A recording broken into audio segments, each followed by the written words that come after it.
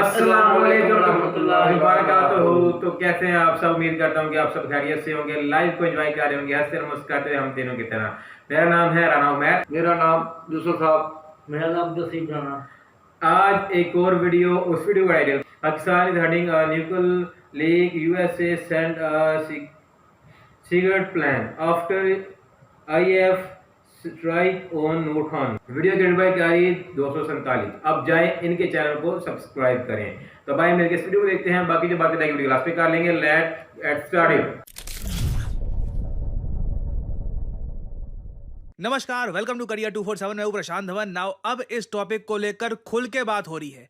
इतने सबूत सामने आ चुके हैं कि खुल के सवाल पूछे जा रहे हैं कि क्या पाकिस्तान दुनिया से कुछ छुपा रहा है। ना सिर्फ पाकिस्तान, एक्चुअली बोलना पड़ेगा यहां पर यूएस, पाकिस्तान और इवन परहैप्स इंडिया की तरफ से भी क्या कंप्लीट जानकारी पब्लिक डोमेन में आ चुकी है कि आखिर पाकिस्तान में हुआ क्या है। अचानक से ये सीज फायर अंडरस्टैंडिंग, जो भी इसको आप कह लीजिए, अचानक से सब कुछ रोक क्यों दिया गया। ना यहां पे एक बार को आप कह सकते हैं, अभी रिसेंटली ही एक वीडियो सामने आई है, डीजीएमओ की मीटिंग हो रही थी, एक जर्नलिस्ट ने पूछ ही लिया, सर क्या इंडियन एयरफोर्स ने पाकिस्तान का जो एक न्यूक्लियर फैसिलिटी है किराना हिल्स में, क्या इसको डिस्ट्रॉय किया था। उसके बाद बात चल रही है कि कुछ न्यूक्लियर लीक हो गया वगैरह। तो उसके जवाब में देखिए भारत के एयर मार्शल साहब ने जो बढ़िया आंसर दिया है, all over the internet viral हो चुका है। ये जो छोटी सी क्लिप है ये देखिए, फिर हम इस टॉपिक के बारे में और बात करेंगे। Thank you for telling us that Kirana Hill houses some nuclear installation. We did not know about it. Okay. And we've not hit Kirana Hills, whatever is there. Okay. I did not brief in my briefing yesterday. Thank you. Now ये यहाँ पर बहुत ही sarcastic tone में answer दिया है भारत के air chief marshal ने कि हमको पहली बात तो पता ही नहीं कि किराना हिल्स में है क्या, पहली बात तो हमने मारा नहीं वहां पर, और जो भी है हमें नहीं पता क्या हुआ है।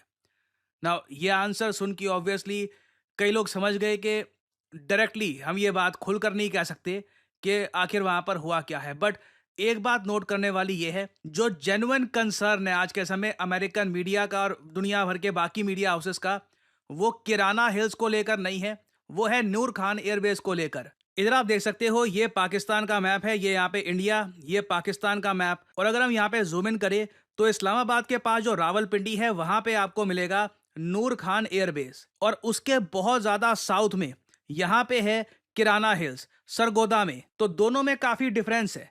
अभी के लिए ठीक है, आईएएफ के यहाँ पे एयर मार्शल ने बोल दिया कि हमने किराना हिल्स में जो भी न्यूक्लियर फैसिलिटी, तुम जो भी कह रहे हो हमें पता नहीं वहां पे है क्या, हमने उसको नहीं हिट किया।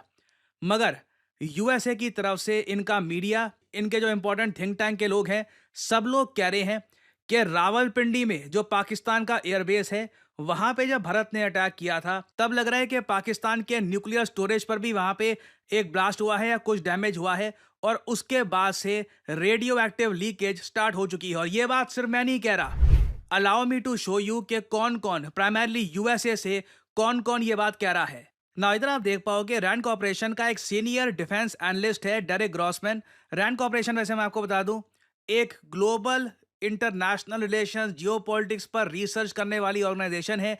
इनकी ऑफिसेज हैं यूएस, यूरोप, दुनिया भर में। यूएस में इनके 4 ऑफिसेज हैं और ये इंडियन सब कॉन्टिनेंट को काफी डीपली स्टडी करते हैं। तो यहाँ पे रैंड कॉर्पोरेशन के सीनियर डिफेंस एनालिस्ट ये कहते हैं कि अचानक से चीजें बहुत खराब हो गई थी जब भारत ने पाकिस्तान के नूर खां एयरबेस को स्ट्राइक किया। नाउ ये चाहे जानकर किया हो ना जानकर किया हो पता नहीं। आगे कहते हैं Indian forces threaten Pakistani nuclear command. वहां पे पहली बात तो पाकिस्तान की न्यूक्लियर कमांड है, वहीं से डिसाइड करते हैं कि न्यूक्लियर वेपन्स का क्या करना है। तो न्यूक्लियर कमांड ही ऑलमोस्ट इनकी डिस्ट्रॉय होने वाली थी। और उसके अलावा यहां पर एक न्यूक्लियर स्टोरेज फैसिलिटी भी थी जो बताया जा रहा है डैमेज हो चुकी है, और यहां पर रेडियो एक्टिविटी अब लीक होनी स्टार्ट हो चुकी है। ऑब्वियसली ये बहुत ज्यादा डेंजरस है और सिचुएशन इससे बहुत ज्यादा खराब हो सकती थी। जैसे ही यूएस को इसके बारे में पता लगा, यूएस ने स्टेप इन कर दिया, और उसके बाद फिर हमने ये देखा कि न्यूयॉर्क टाइम्स ने भी सेम बात रिपोर्ट करी है कि नूर खान बेस पर जैसे ही अटैक कंफर्म हो गया, उसके बाद यूएसए ने इमीडिएटली इंटरवेंशन करना स्टार्ट कर दिया था। यूएसए ने बड़े कदम उठाए, अपना एक सीक्रेट एयरप्लेन भेजा, बोरोन भेजा, इजिप्ट को कहा कि बहुत सारा बोरोन लेकर जाओ, सैंड लेकर जाओ, ताकि रेडियो एक्टिविटी हम कंट्रोल कर पाए। और अगेन यहाँ पे मैं आपको इंडियन सोर्सेज नहीं दिखा रहा, ये मैंने आपको दिखाया है एक काफ़ी क्रेडिबल अमेरिकन सोर्स। फिर पाकिस्तान का जो एक न्यूज़ आउटलेट है, हालांकि इनके आर्टिकल्स बैंड है, मगर गूगल सर्च में देखो तो हेडलाइन दिखी जाती है। यहाँ पे भी आप देखोगे तो ये न्यूयॉर्क टाइम्स के आर्टिकल को कवर कर रहे हैं। पाकिस्तानी अवेयर है कि एक न्यूक्लियर रिस्क यहाँ पे खड़ा हो चुका था, कुछ हुआ है। और फिर हम देखते हैं कि यूएसए का एक प्लेन और एक इजिप्ट का प्लेन, जो यूएस का प्लेन है सीक्रेट प्लेन, उसके बारे में मैं आपको बताऊंगा, बहुत कम दिखता है वो प्लेन। इजिप्ट एयरफोर्स का एक ट्रांसपोर्ट प्लेन अचानक से रावलपिंडी में रुकता है। कोई युद्धाभ्यास प्लान नहीं था, और यूजुअली कोई ट्रांसपोर्ट प्लेन आता है तो साथ में कुछ सोल्जर्स और आते हैं। अचानक से इजिप्ट एयरफोर्स का एक ट्रांसपोर्ट प्लेन पाकिस्तान में आता है। ये सारी चीज़ें आप मॉनिटर कर सकते हो फ्लाइट ट्रैकर से। और सिंस इजिप्ट में नाइल नदी के आसपास बहुत सारा बोरॉन है, लोगों ने इसका यही मतलब निकाला कि इजिप्ट बहुत सारा बोरॉन लेके आया होगा, और ये बोरॉन आज के समय पाकिस्तान की न्यूक्लियर साइट पे डाला जा रहा है ताकि रेडियो एक्टिविटी ज्यादा फैले ना। चेरनोबिल का हादसा आप देखोगे 1986 में, तो बोरॉन का काफी मेंशन वहां पर किया गया था। जब भी radio active leakage out of control हो जाती है तो बोरॉन डाल कर हम कोशिश करते हैं कि वो कंट्रोल में आ जाए। और यहाँ पे आप लोग देख पाओगे ये एक यूएसए का प्लेन है, बीच किंग एयर 250। ये प्लेन यूएसए ने स्पेसिफिकली बना रखा है। अगर मान लो कल को कहीं पर न्यूक्लियर कंटामिनेशन बहुत ज़्यादा फैल जाती है, उसको कंट्रोल करना है, तो उसके लिए बीच किंग का रोल है।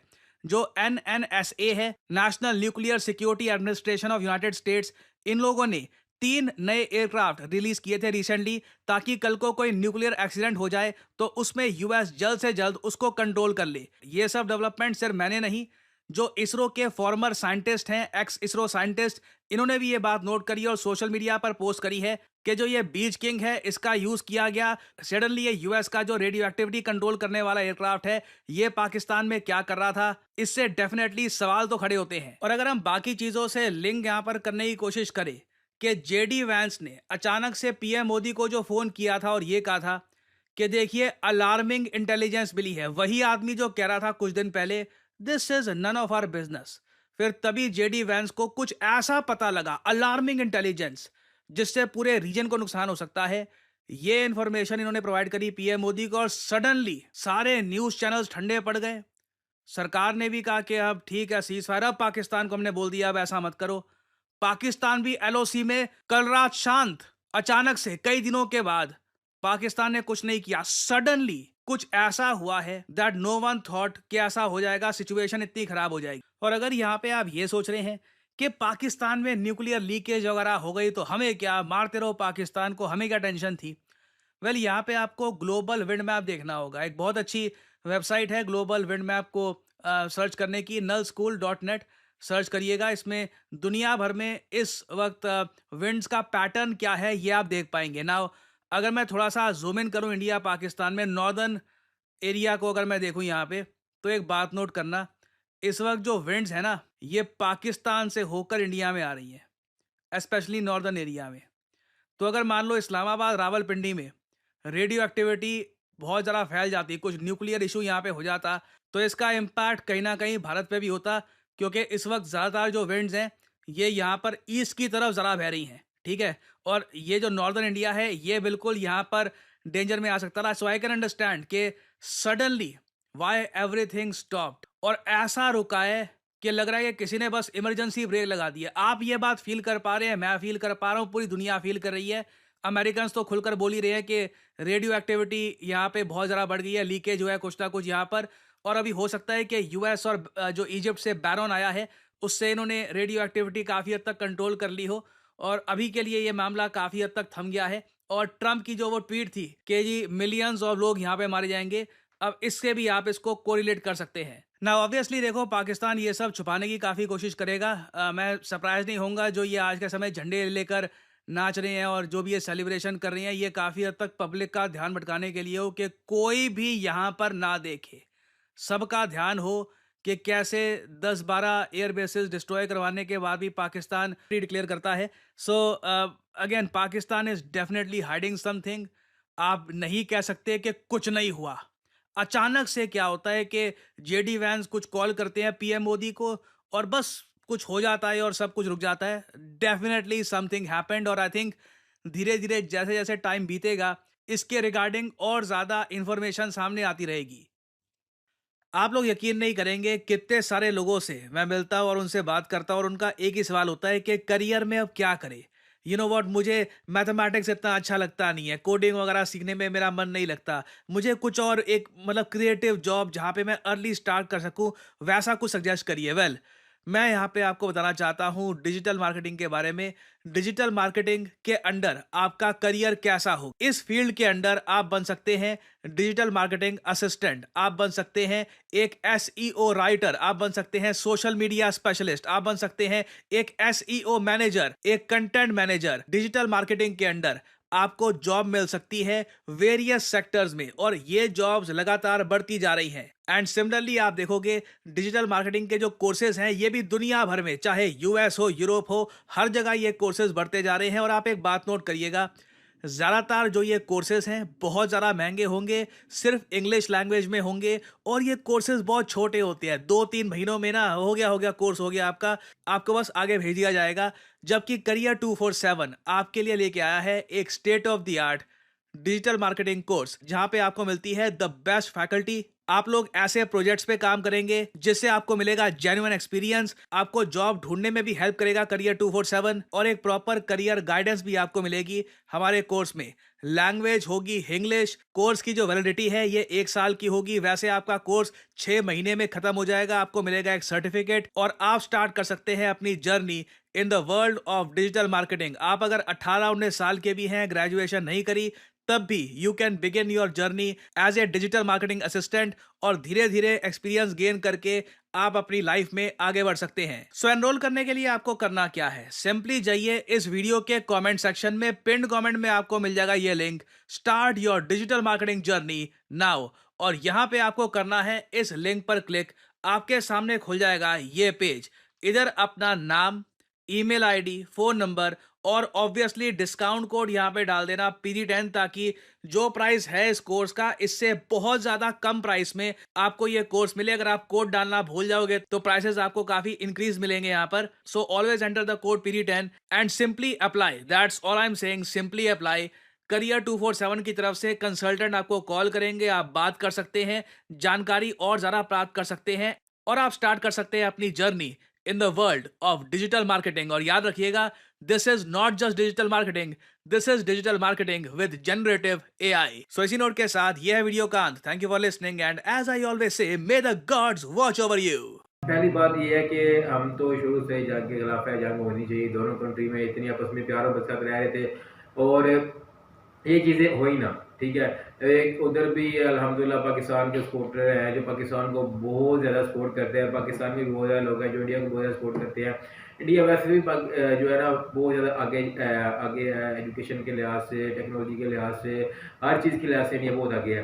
पाकिस्तान इन चीज़ों में बहुत ज़्यादा पीछे है, क्योंकि मैंने देखा है अपनी लाइफ में USA में, उसके बाद दुबई में, सऊदीया में, जितने भी कंट्री में हैं वहाँ पे इंडिया जो है, इंडिया के जो लोग हैं वही आगे हैं, वही बड़ी सीटों पे बैठे हैं क्योंकि उनके पास एजुकेशन बहुत ज़्यादा है। अभी भी भाई ने वीडियो में यही बताया कि जो है वो डिजिटल मार्केटिंग के बारे में इनका जो ध्यान है ना, इंडिया के जो है लोगों का जो एजुकेशन की तरफ ज़्यादा है। ये बहुत ही ज़्यादा पढ़े लिखे हैं और बहुत ही आगे हैं, अच्छी पोस्ट पे ये बैठे हुए हैं हर जगह। दुबई में, खासकर दुबई में जो मैनेजर हैं, जो फोरमैन हैं, वो जो सब भी है वो इंडिया के ही लोग हैं और इसी तरह वो कामयाबी होती है। सारी बात, जब एक मुल्क का अगर बंदा वहाँ पे अच्छी पोस्ट पे बैठा हुआ है तो उसके मुल्क का नाम रोशन होना कि भाई ये इंडिया की तरफ से है।